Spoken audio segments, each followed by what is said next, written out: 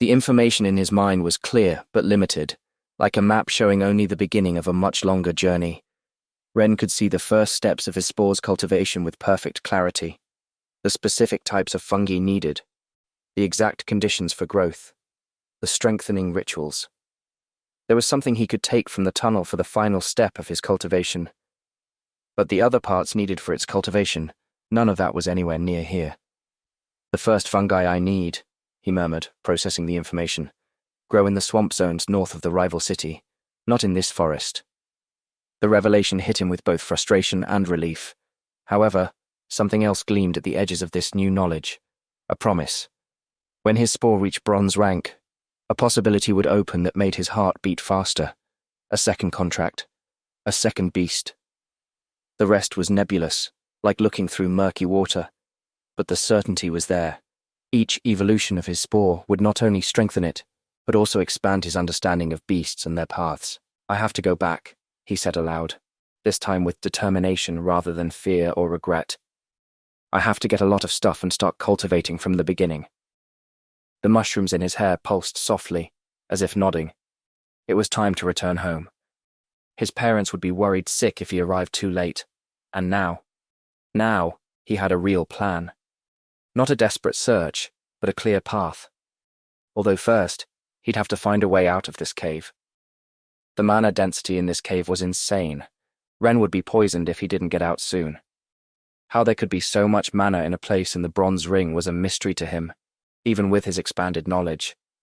He wanted to take some of the enormous mana crystals from the cave, but none were loose. It was a great joint formation, as if it was someone's work from the past rather than something natural. Since it was impossible to break the incredibly hard formations, perhaps he could return to try another time. A mana crystal became much more resistant the larger it grew. He'd need something really powerful to extract it, much more than a pick. Even the bronze rank mantis probably couldn't have broken it. He decided to retreat. Ren observed the tunnel through which he'd arrived. The ancestral spores were still there, dancing in the darkness with their sickly golden glow. But now he saw them differently, understood their nature with astonishing clarity. They're not aggressive by nature, he murmured, processing the knowledge flowing in his mind. They attack because they're hungry after centuries of hibernation, but their true method is— He stopped, an idea forming. The ancestral spores, like all fungi, followed basic behavioral patterns. They sought nutrients, yes, but more importantly, they responded to specific chemical signals. Ren took some mud, and if I combine this with— A yellowish mold formed where the ancestral spores fell, as if analyzing its composition. Ren closed his eyes, concentrating. The mushrooms in his hair pulsed, releasing grey spores that mixed with his sweat. It was disgusting, but now he understood the purpose of the information pulsing in his head. The spores from his own beast contained chemical markers that identified him as part of the colony. He smeared the mixture on his exposed skin full of spores. The ancestral spores should recognize me as another fungal colony now, he murmured, and should keep them at sufficient distance to Ren knelt beside the mirror mantis's remains. Under the broken plates and yellowish mold, he could see what he was looking for. The crystalline core, a structure of the beasts that acted as their power center. It was the size of his fist. Beast cores, he whispered, the knowledge unfolding in his mind. I like concentrated eggs. They contain all the creature's genetic information, its mana patterns, its essence, and there's a way to revive them. He took some of the mantis's plates, those he could carry in his backpack, and the golden fungus from the ancestral spores that had formed while consuming the mantis. He stepped toward the tunnel. The golden spores swirled around him but didn't attack. To them, he was now just another fungal organism of the same species, not prey. It works, he whispered, amazed by his own knowledge. It really works. While carefully advancing through the tunnel, Ren couldn't help but smile. A few hours ago, he'd been convinced his spore was useless.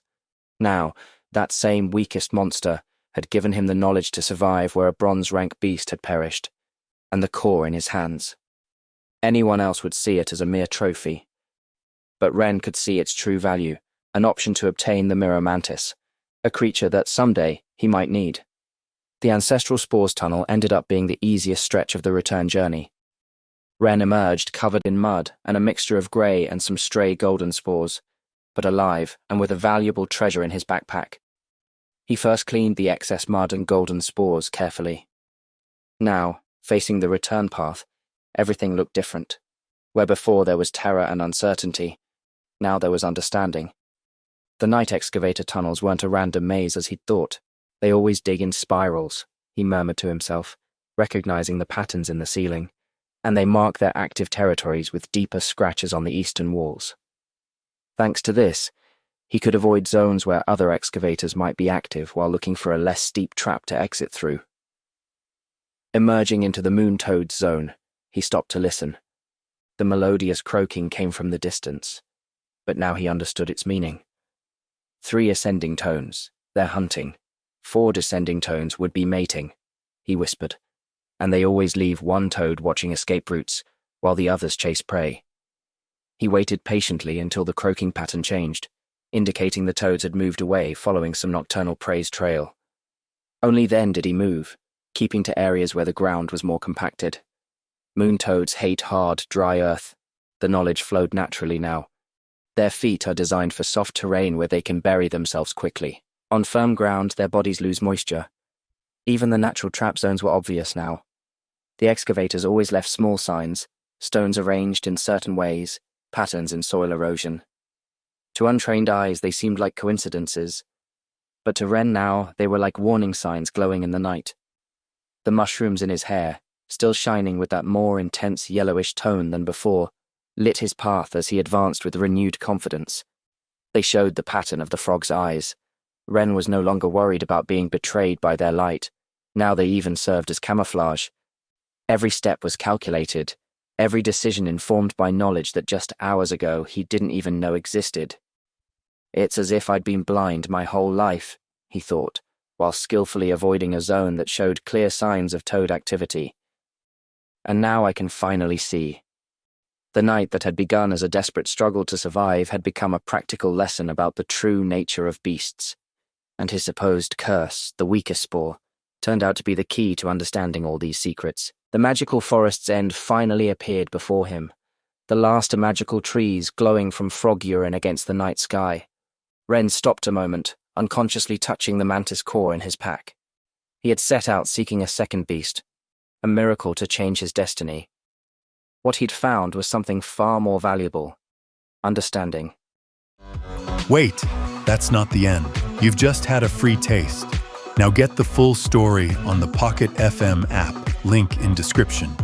Check out our next video and playlist, and don't forget to like, share, and subscribe.